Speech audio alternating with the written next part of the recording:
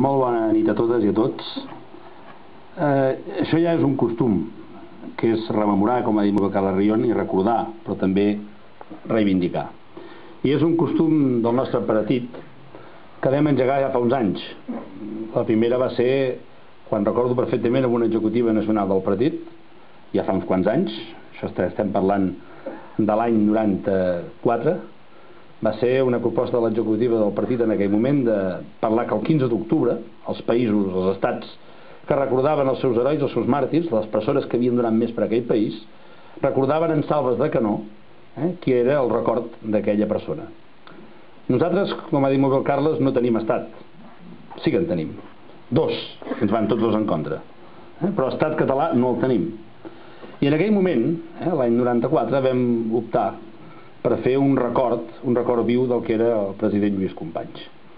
I ho fèiem, i ho fem, el dia 15 d'octubre, és a dir, demà, avui ho fem a la vigília, la tradició de Calafell i del Baix Penedès és fer-ho a la vigília, a la vetlla, per dir-ho d'alguna manera, però el 15 d'octubre a les 6 del dematí, a Trenc d'Alba, al castell de Montjuïc, es tiren les salves en record de l'afusellament del que va ser l'assassinat, el magnicidi de Lluís Companys. Val la pena recordar i commemorar també qui era Lluís Companys i Jover. Doncs mireu, d'entrada va ser no només el president de Catalunya, sinó que va ser un home d'acció.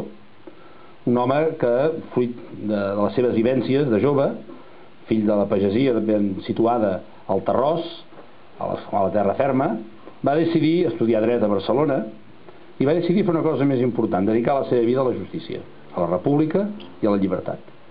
I va ser un dels advocats més importants de la Unió de Rabassaires. I va ser, en el fons, el que marcava la personalitat de Lluís Companys, perquè es rebel·lava contra la seva pròpia tradició. En el fons, hagués pogut ser un advocat, no precisament de la Unió de Rabassaires, hagués pogut ser pel seu llinatge i pels seus orígens un advocat dels Isidres, el sindicat de la dreta rural, el patronat de Sant Isidre.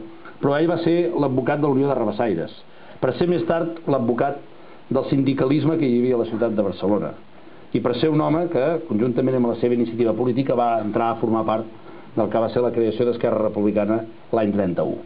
Era un home d'acció, era un home que vetllava per la justícia, que pensava en l'ideal republicà, en els valors republicans, que són la igualtat i la llibertat, que són els dos principals valors que en aquells anys 30 convulsos i difícils van portar a una energia en aquest país com no hem tingut i hem de recuperar, una energia intel·lectual, una energia cultural, una energia de renovació pedagògica en el món del treball, que va portar a la proclamació de la República, i Lluís Companys va ser una peça fonamental en tot això.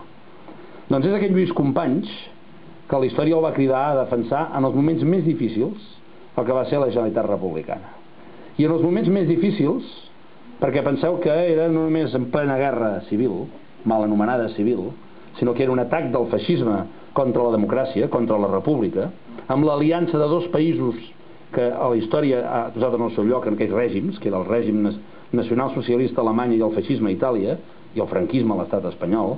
Aquests tres règims es van posar d'acord i van fer, en definitiva, que la república estigués sotmesa a la tensió. Però no només la república, dins de la república espanyola hi havia un govern a Catalunya. Un govern que ja tenia dimensió i voluntat d'estat.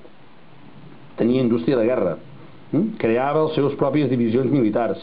I Catalunya, en plena comesa civil, va ser el país i l'Estat i va prendre decisions d'Estat.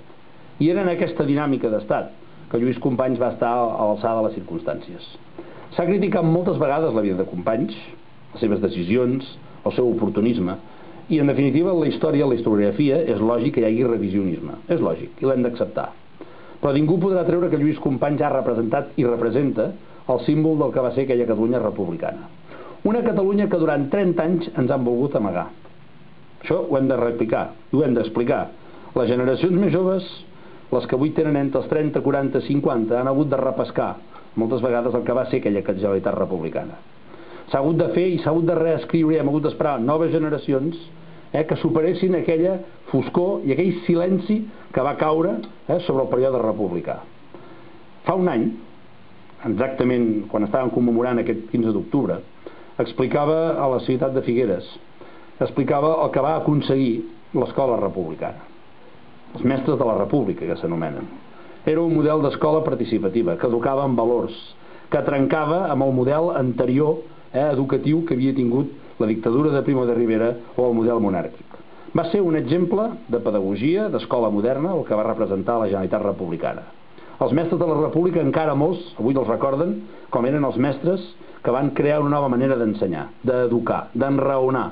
Paraula absolutament catalana, intraduïble, que conté no només parlar, sinó raonar, enraonar. Això eren els mestres de la República.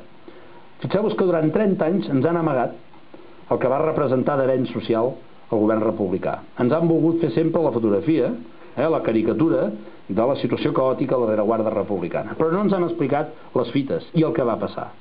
Durant 30 anys, qui va governar a Catalunya, però també a Espanya, en període democràtic, han amagat, han tapat. I quan s'ha demanat més d'una vegada retornar a l'anul·lació del procés de Companys, el silenci va ser la resposta.